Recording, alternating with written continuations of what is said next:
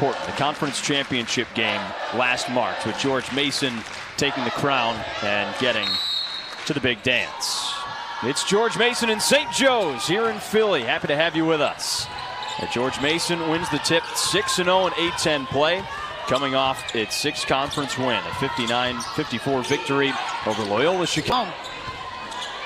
Harris, the team's leader in three-point attempts. She'll take plenty. Up top, Walton. She knocks it down. Zahira Walton, her first points of the day. Yeah, Coach Griffin has done a terrific job here in Philly. Every year, her team, something to watch for. Harris hits from deep. 10-3, George Mason lead, and St. Joe's wants a timeout. Outside, Kaylee Griffin. Cindy Griffin, the head coach's daughter. Outside, Stokes hits the three. Ryan Stokes, the second leading scorer on the team, knocks one down from deep. Fly. And that's a reason why my key to the game today is to defend the three, because they have the ability to knock down that many, especially if they get open looks. Stokes hits another and tightens this one up. 6-point game forward from Horsham, Pennsylvania, just north of Philly. Yeah, Naus is a sniper from distance, has the ability to hit 4 or 5. Volker lets it fly. Another three for George Mason. Extremely important for St. Joe's, and that's how they've been able to find success in the paint, through their passing.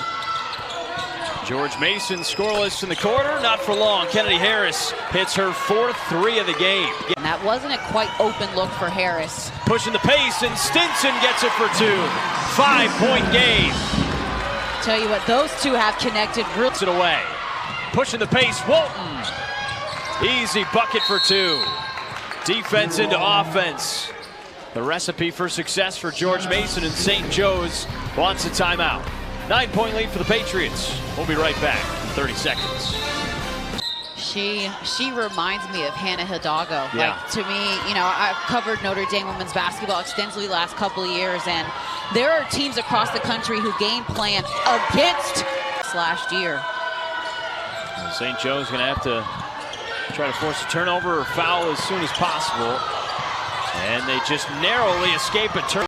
It's Emily now sitting the 2. And at this point, most likely just window dressing for a pretty dominant effort by George Mason that St. Joe's tightened up towards the end.